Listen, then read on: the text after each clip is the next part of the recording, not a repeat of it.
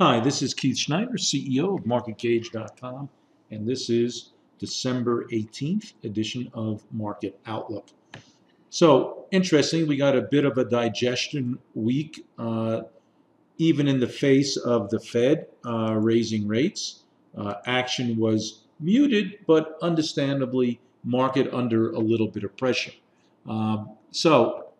However, the Dow, right, our leading industrial stocks, actually put in a week that was basically flat, even slightly positive.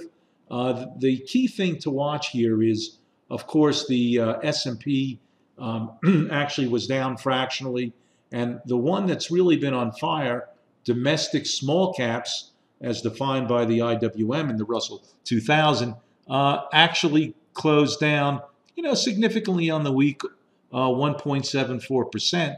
But keep in perspective, it was definitely needing a bit of a breather.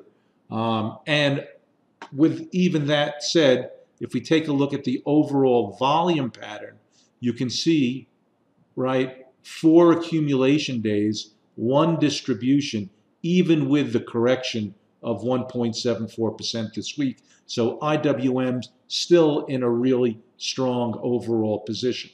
In terms of looking at volume patterns overall in the market, you can see we definitely have more accumulation days, generally with the exception of the S&P, but it's really a coin toss here. So I would give overall volume patterns a bit of a positive. Give that a positive 1 in terms of one of the areas of what we look at, volume analysis, and what the institutions are doing when we take a look at the big macro picture. Now, so let's take a look at what the sectors are showing here. And as you can see, for a long period of time, the amount of sectors that were underperforming or had negative performance for 6 months was pretty high. Now, in this particular case, so if you look at this particular table, you can see we have 1, 2, 3, 4 sectors are down, led by the utilities, which up until a couple months ago had been the leading one. So that's still a positive sign. Utilities are definitely a play on yields and more conservative for people wanting to avoid risk. And in essence, the utilities is now our weakest sector.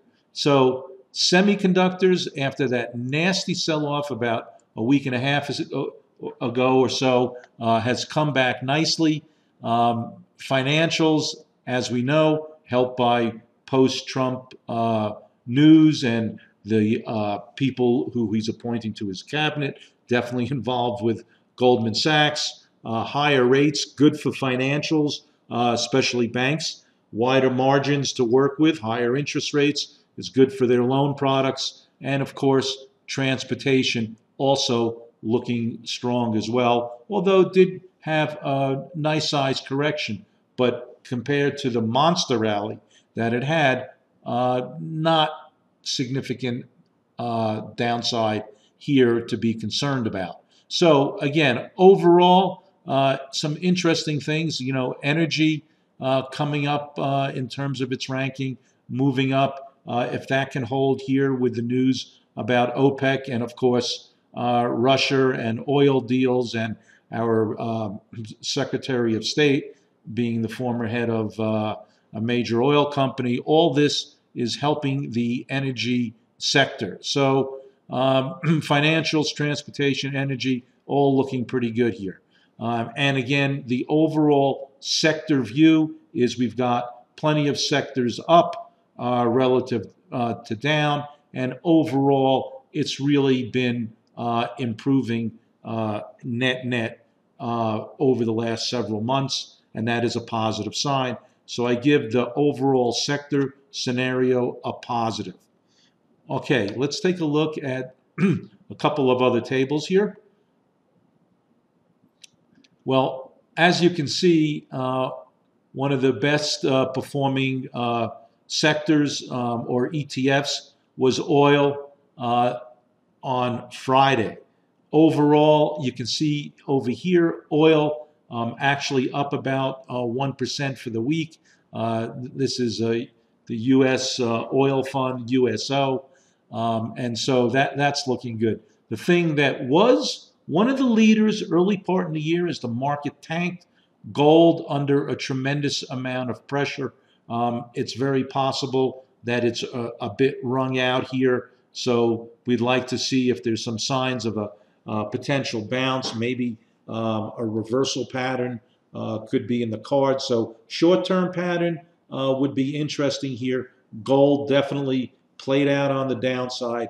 You can see down over 13% over the last 3 months. Really been under pressure, and this slipped from being a leader to now a lagger.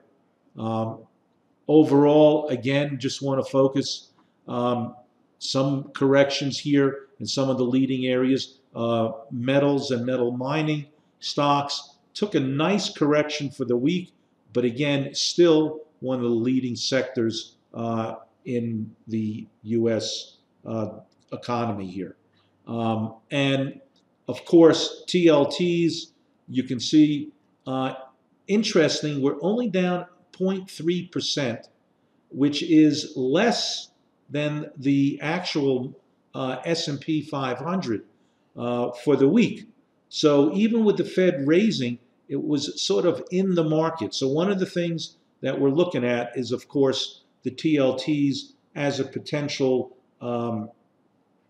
counter-trend trade here, right? We've been under tremendous pressure. We've been sort of talking about the power of the momentum indicators that had shown that the TLTs were running out of steam. We got a massive sell-off.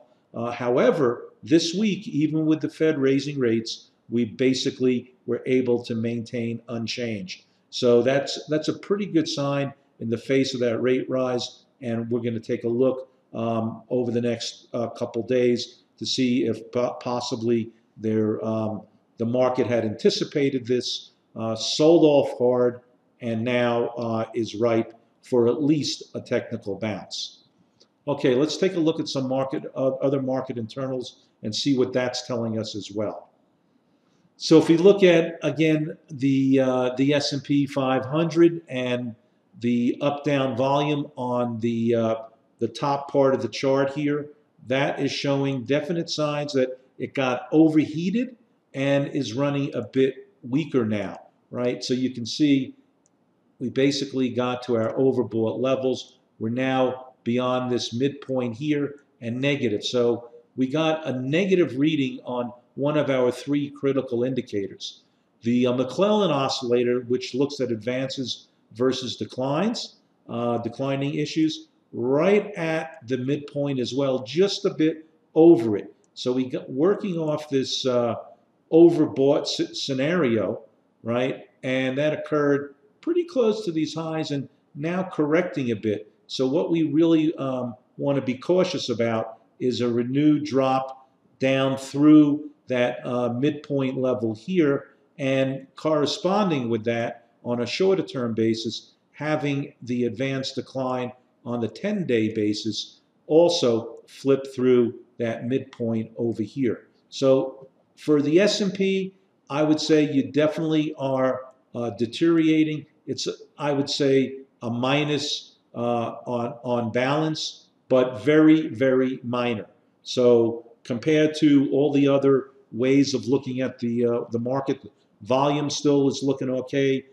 Price patterns, right, we're basically holding right on that 10-day moving average. So that's pretty important. If we really haven't violated through that since the election, that could be a critical point. Watch that. It's right around the lows of where we closed on Friday in the S&P. That would take out the 10-day moving average, and also a fairly important support level, because once we exploded, right, and had to melt up here and basically blew out any remaining shorts, we're back to that level now, and that's pretty important. So from a price support level, the moving averages, and the low on Friday, you definitely want to use that as a swing point. Underneath it, we're negative. Back above it, you're in positive mode. Everything stacked and sloped, and we regain and move above the highs from Friday. We'd be in pretty good shape here, and again, with everything in gear. So there you have it on the S&P 500. Let's take the same look at the Nasdaq Composite, and you get a very, very similar reading, a little bit weaker overall in the Nasdaq. Let's take a look at what I'm talking about in terms of the internals. So you can see up-down volume, we got really overbought a little bit early, and now it's correcting and we're below the midpoint. You got a similar scenario with the McClellan oscillator, which looks at the 39-day versus the 19-day moving average of advanced declines. So it's a bit of an intermediate term indicator, and you can see we're sitting at the midpoint, but definitely looking a bit more iffy and underneath the midpoint and slightly more negative. So you got a scenario that's similar here. I give this a minor negative.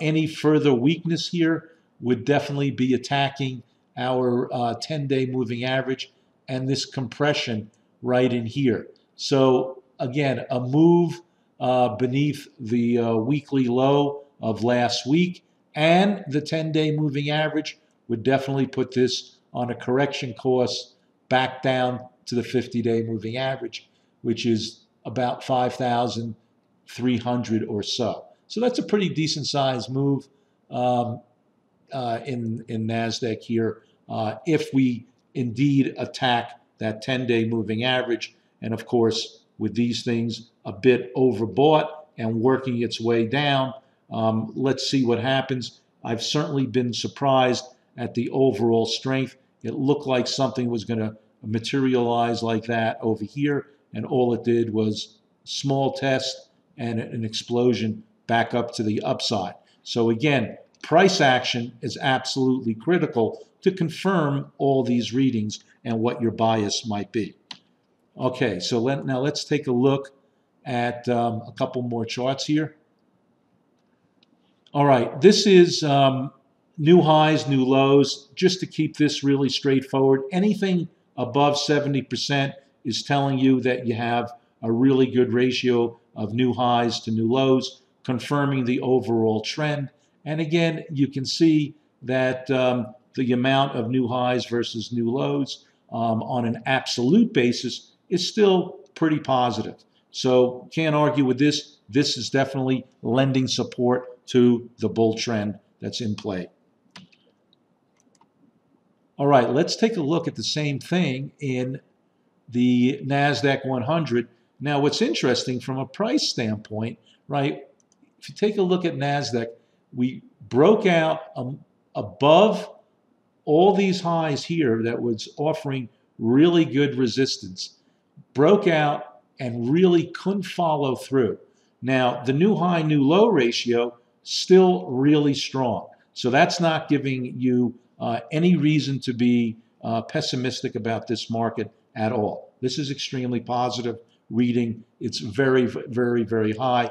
85% of the stocks in the Nasdaq 100, the ratio of new highs versus new lows, very strong, and that lends to the overall bull case, although it's definitely looking more iffy on pure price action. And again, you've got that 10-day moving average. Make sure you're aware of a breach of that, because that could definitely set up a trap type of situation, because we've taken out these important highs for the year in the Nasdaq 100, got through there, couldn't really gather much momentum from those highs, and you had that bearish candle on Friday. So any further weakness could have trapped those who bought basic capitulation, who might have been bearish against all those highs. You definitely got that capitulation type of move here. And if we fail it, you could have trapped a lot of people. So let's make sure that you're aware of that 10-day moving average and a close beneath it. That could definitely set up a cascade on the way down. Okay, so now we've got a couple more charts to cover.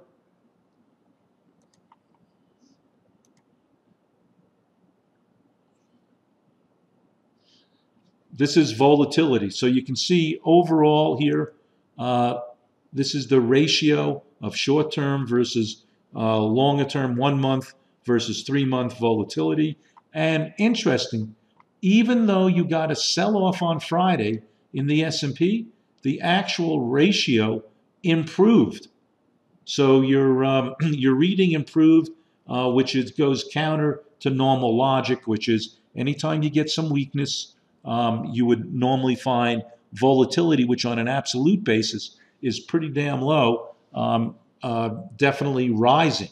So to me, I'm looking at this, the market basically, or this ratio shrugged off the news or the market action on Friday and looking positive. And again, if this ratio and the moving averages start moving under this 1.2 level, that's where the market starts selling off from overbought levels. But overall, as you can see, once we attain that 1.2 and the actual ratio and its moving averages sit here, it's overall supportive to the market. So is volatility low? Absolutely. But until it really crosses this 1.2 level on the ratio, I see this as a positive. One chart I wanted to close with is DBA. That's the ETF of agricultural commodities. So a couple of interesting things to point out. What we're highlighting here is our real motion indicator.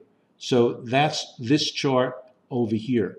And as you can see, the 50-week of real motion is this blue line. Here is the 200-week. Now, as you can see, our momentum indicator is running above the last price of that indicator is above its 50-week moving average, just beneath the 200. But more importantly, you can see that the 50-week is rising and now we're trading above it. That's quite a divergence from what you're seeing on the actual price chart. So with a potential here, double bottom, the DBA actually acted well this week relative to the S&P, and with this momentum indicator indicating that it's pretty wrung out here on the downside. For those looking to be contrarians, certainly the agricultural section of all different types of asset classes extremely at low levels, but looking like maybe, just maybe, you could have bottomed here. And again, trading above 2065 would take out the longer term 50-week moving average. So on annual movement, that would be pretty positive. But this is the place to keep an eye for contrarian type trades going into 2017. Hope this helps. See you next week, and bye for now.